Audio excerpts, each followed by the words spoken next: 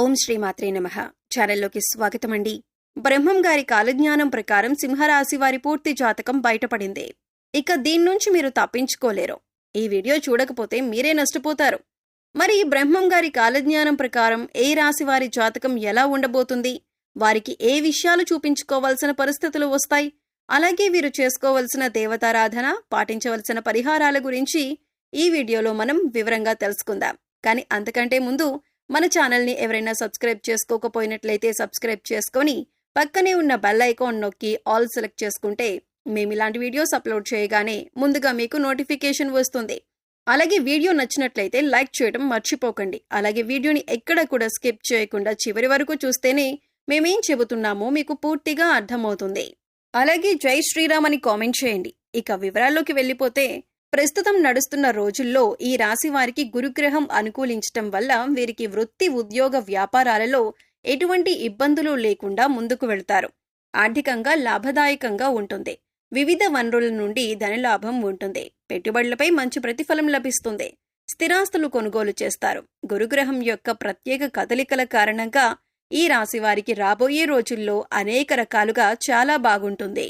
అంతేకాకుండా ఈ సమయంలో కొత్త పనులు ప్రారంభించటం వల్ల ఊహించిన విజయాలు సాధించే అవకాశాలు ఉన్నాయి. అలాగే నిలిచిపోయిన పనులు కూడా పూర్తవుతాయి. ఆర్థిక పరంగా ఎంతో శుభప్రదంగా ఉంటుంది. అలాగే ఉద్యోగాలు చేస్తున్న వారికి సులభంగా పదోన్నతులు కూడా లభించే ఛాన్స్ ఉన్నాయి. కుటుంబ జీవితంలో సమస్యలు కూడా తొలగిపోతాయి. అలాగే ఆర్థిక సమస్యలు కూడా రాకుండా ఉంటాయి. ముఖ్యంగా విద్య రంగానికి సంబంధం ఉన్న వ్యక్తులకు విశేష ప్రయోజనాలు కలుగుతాయని జ్యోతిష శాస్త్ర నిపుణులు తెలియజేస్తున్నారు. అలాగే వ్యాపారాలు చేసేవారికి సులభంగా విజయాలు కలుగుతాయి. ఇక ఈ యొక్క రాశి వారికి మనం చూసుకున్నట్లయితే కనుక ఇక పూర్తి జాతకం ప్రకారం ఎంతో చక్కగా వారి యొక్క లైఫ్ అనేది ముందుకు సాగుతుంది. అయితే వారి జీవితం ముందుకు వెళ్ళటానికి కావలసిన పరిస్థితులైతే వీళ్ళకి అనుకూలించకపోయినా వాటిని జాగ్రత్తగా అధిగమించుకుంటూ ముందుకు వెళ్తారని చెప్పుకోవచ్చు. వీళ్ళు చాలా కష్టపడతారు. అయితే ఎంత కష్టపడినా కూడా, ఎన్ని కష్టాలు వచ్చినా కూడా వీళ్ళు భయపడరు. ఆ కష్టాలను చూసి దూరంగా వీళ్ళు అస్సలు పారిపోరు.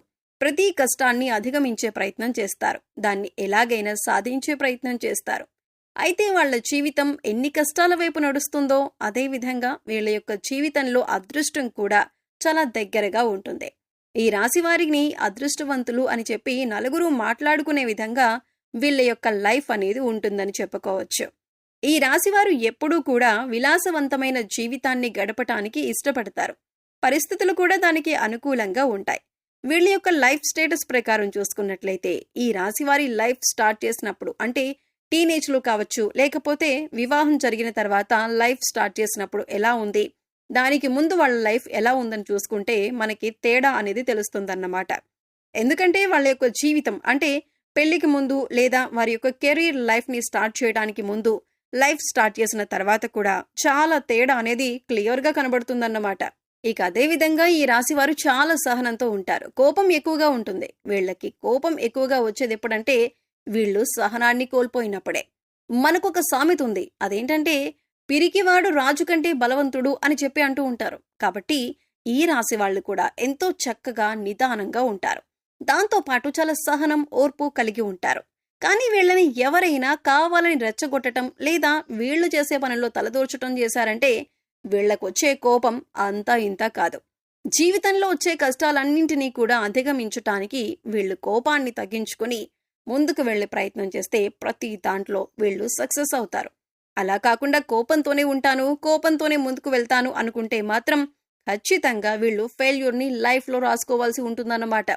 ముఖ్యంగా ఈ రాశి వారు ఆరోగ్యం విషయంలో జాగ్రత్తగా ఉండకపోతే చాలా బలహీనులైపోతారు. ఆరోగ్య విషయంలో ఎన్ని రకాల జాగ్రత్తలు తీసుకోవాలో అన్ని రకాల జాగ్రత్తలు ఈ రాశి వారు తీసుకోవాల్సిందే అని చెప్పబడుతుంది. ఎందుకంటే ఆరోగ్య సమస్యలు తొందరగా చుట్టుముడతాయి. అదేవిధంగా తొందరగా తగ్గుతాయి కూడా. కానీ వీళ్ళకి అనారోగ్య సమస్య వచ్చింది అంటే అది పరిస్థితి ఎలా ఉంటుందంటే మామూలుగా ఉండదు. కాబట్టి చాలా చాలా జాగ్రత్తగా ఉండాలని చెప్పి సూచించబడుతుంది.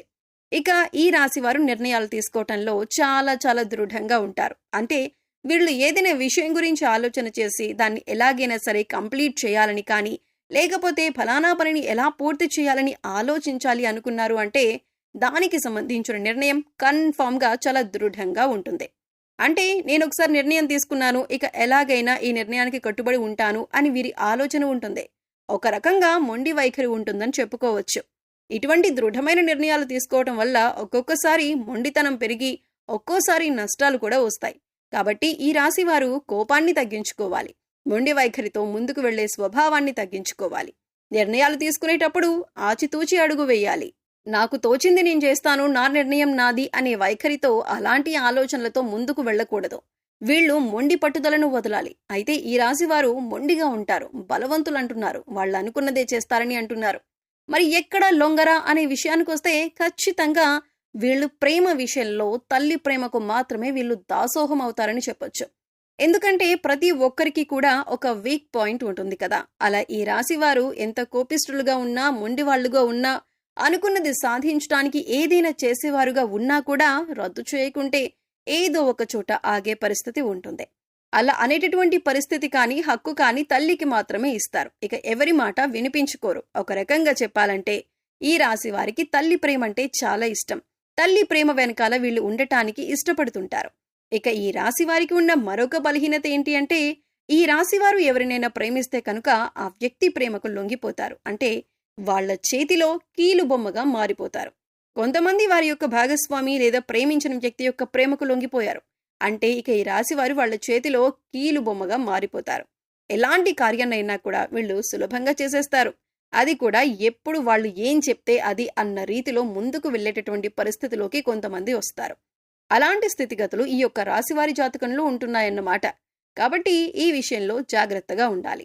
ఈ రాశివారు ప్రేమించినా కూడా ప్రేమించిన వ్యక్తితో ఎంతవరకు ఉండాలో అంతవరకే అనే ఆలోచన చేసుకుంటూ ఉండాలి.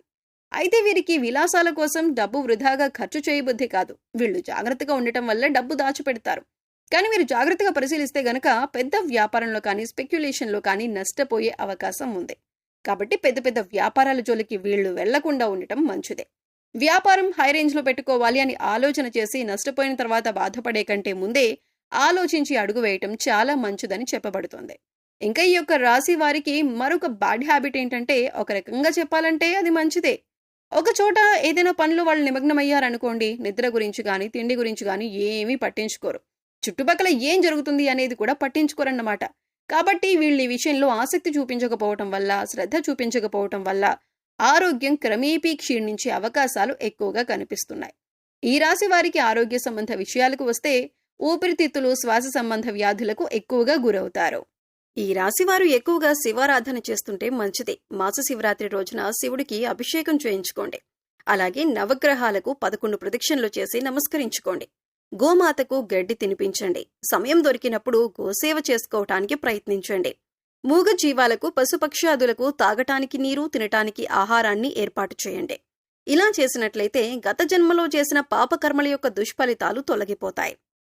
సో చూశారు కదండి, సింహరాశి వారి గురించి తెలుసుకున్నారు కదా. ఈ వీడియో మీకు నచ్చినట్లయితే లైక్ చేయండి. మీ ఫ్రెండ్స్ అండ్ ఫ్యామిలీ మెంబర్స్లో ఎవరైనా సింహరాశి వారు ఉంటే వారితో ఈ వీడియోని షేర్ చేసుకోండి. అలాగే ఇప్పటి వరకు మన ఛానల్ని సబ్స్క్రైబ్ చేసుకోకపోతే సబ్స్క్రైబ్ చేసుకుని పక్కనే ఉన్న బెల్ ఐకాన్ నొక్కి ఆల్ సెలెక్ట్ చేసుకుంటే మేము ఇలాంటి వీడియోస్ అప్లోడ్ చేయగానే ముందుగా మీకు నోటిఫికేషన్ వస్తుంది.